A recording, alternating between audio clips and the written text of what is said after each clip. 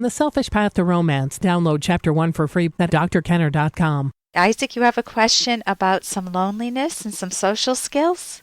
Yes, that's true. Yeah, what's going on? Well, can I start off? Yes. I am... Okay, let me...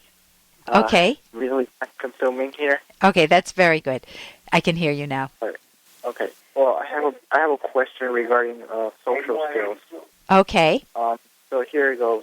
Well, I think I find myself socially awkward. When I talk to people, it doesn't usually end up, really good.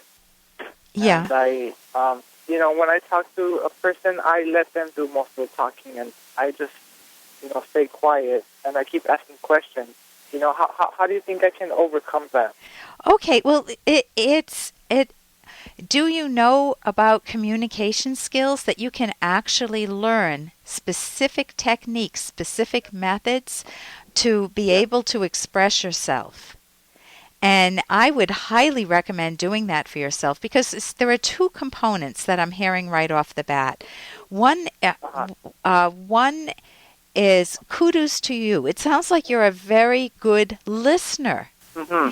And that is one of the harder skills to learn, to listen, to inquire, to ask questions.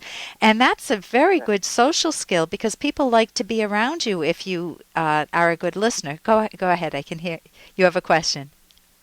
No, it's okay. Okay.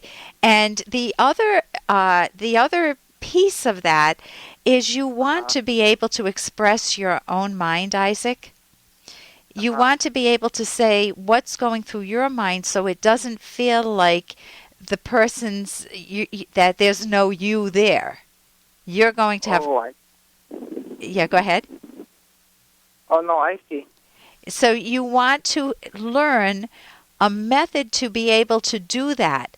And the complicating factor is if you have the viewpoint that, hey, I'm no good at social skills, then when you're in a social situation, you'll not be your own best friend. You'll beat up on yourself. Oh, I don't know what to say, and I'm feeling anxious, and what am I going... You'll feel anxious. Is that accurate, that you feel you start saying things to yourself that are, this is going to be awkward? Yes, I do. Yes, actually, that is true. I tend to just panic, and it doesn't end well. Okay. And then I find it hard to relate to other people as well. Why do you think that's the case? I really don't know. I just don't have that mentality, I guess. Okay. So if it's hard to explain, but. I have a hard time expressing myself to the person, and I'm always thinking, oh, do they have the same interest as me? Are they gonna like me? Oh, there's the problem. That one question, not the first one. The first one is a good question. Do they have the same interest in me? That's what I want to find out when I meet a new person. If they're interested in, for example, baseball. I'm not interested in baseball, so we're not a good match that way. Now, we may be interested in other things that are similar, but if they're interested in something I'm interested in, we have a nice connection. We have the beginning of a potential friendship. And so that part is good. The second part is going to not be a good friend to you. If you're saying to yourself, will they even like me? That's a sentence that will undermine you because it puts them in the superior position, looking down at you and judging you. Oh, I see. And you want to be on a level playing field. You want to be like a kid in a candy shop saying, oh, here's a new friend, here's a new potential friend, here's a new potential person. They might, I might enjoy their company. If you're always judging yourself, you'll feel anxious, Isaac. I see. And it's harder for the opposite sex as well. Okay, so let me just cap this off. You want to ask yourself, will I like them, rather than will they like me? Uh-huh. And that puts you... Will I like them? Yes, will I like them? What do they... If you're looking for a girlfriend, how old are you? 17. You're 17. If you're looking for a girlfriend and you say, I wonder what's interesting about her. I wonder if I would like her. I wonder if we share any interests. Those are not panicking thoughts. Oh, I see. If you say... So the question is, will I like her instead of will she like me? Right. If you say, will I like her, you're not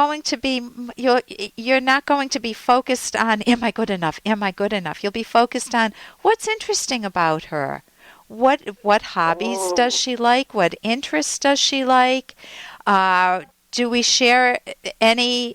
Do we go to the same school? Are there any teachers that we have in common? And so you want to be able to listen to her. You already are a good listener, you told me, that you listen well, and find out what you like about her. And then when she says something that, for example, what's something that you enjoy doing, Isaac? Let's see. I like doing martial arts. Oh, and so if I said to you, tell me about martial arts, what do you like about it? I like how I exercise. I like how we do practices.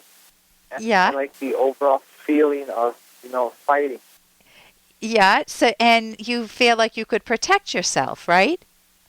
Yeah. So there's the opening of a conversation with a woman. You could tell her about martial arts. There are some women who are involved in martial arts. Is there something else that you're interested in?